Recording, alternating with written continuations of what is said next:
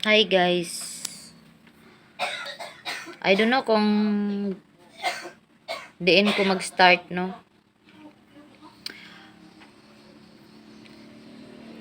Demonetize lahat ng tools ko. So, kahapon ko lang to nakita. Meron akong trending na video kahapon sa Reels na 5 video. 5 trending video ko kahapon sa Reels. Yung views nila is parang nagunahan. 100,000, 200,000 at saka 300,000 at yung iba nag 90,000 pa lang yung mga ganyan. Kahapong araw lang yung nagtrending sila. 5 ka video. Tapos di ko alam. Wala akong issue policy, wala akong restriction, wala akong violation, wala akong flag content, lahat wala, lahat talaga wala akong mga ganyan. First time ko tong na-encounter na magkaroon ng ganito na ma-demonetize lahat ng tools ko.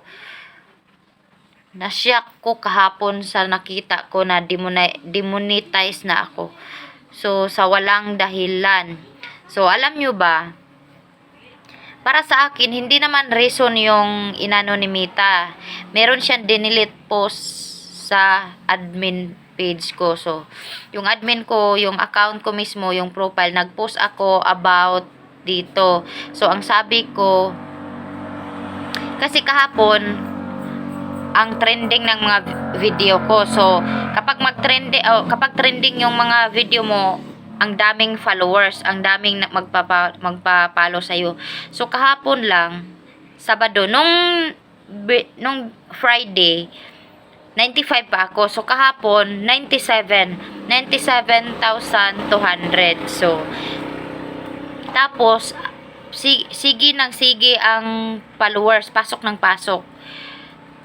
So, nag-post ako sa account ko, sa profile ko na magpapaskong magwa 100,000 followers. I claim it. So, hindi yan malaking para sa akin wala lang yan kasi ina-update ko talaga yung followers ko sa isang account ko, sa account ko mismo. So, di ko alam magkaganito ang nangyari.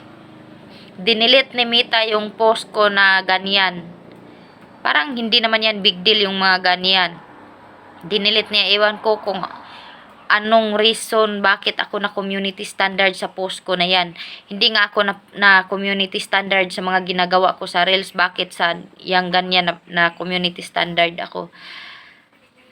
Di ko alam. Di ko ma-explain sa inyo kung anong nangyari sa page ko ngayon. Wala na akong kita. Tapos, ang nakalagay, 7 days. Kung hindi sa 7 days, kapag may makita pa si Mita na ibang violation, up to 90 days. So, magkaroon siya sa 3 months na wala akong kita. So, hoping na bumalik lang ito. Di ko alam. Wala akong mano sa inyo. Kasi ito lang yung pangarap ko na maka 100,000 ngayong Pasko or sa New Year. Pero wala. Wala nang followers na pumapasok ngayon. Kahapon 97,200, ngayon 97,300 lang. Ang liit lang ng pumasok kasi hindi ito makikita sa mga hindi followers ko. Ang makikita sa mga ang makakita sa video ko is yung mga followers ko lang. Guys, kung mapanood nyo itong video na to, please lang, merong humor dyan sa, ipapakita ko sa inyo, merong humor dyan sa 3 dots dyan sa video. Please, click nyo yung humor para ma-recommend ulit yung page ko kasi kung ayaw nyo sa mga video ko, wag naman kayo mag-report sa mga magre-report dyan na walang ibang gawin. Yung mga inggitera at inggitero, mag-report. Wag namang mga ganyan. Kasi wala akong violation, wala akong issue policy, wala akong restriction, wala akong mga ganyan-ganyang flag content. Pero bakit nagkaganito. So, yun lang guys.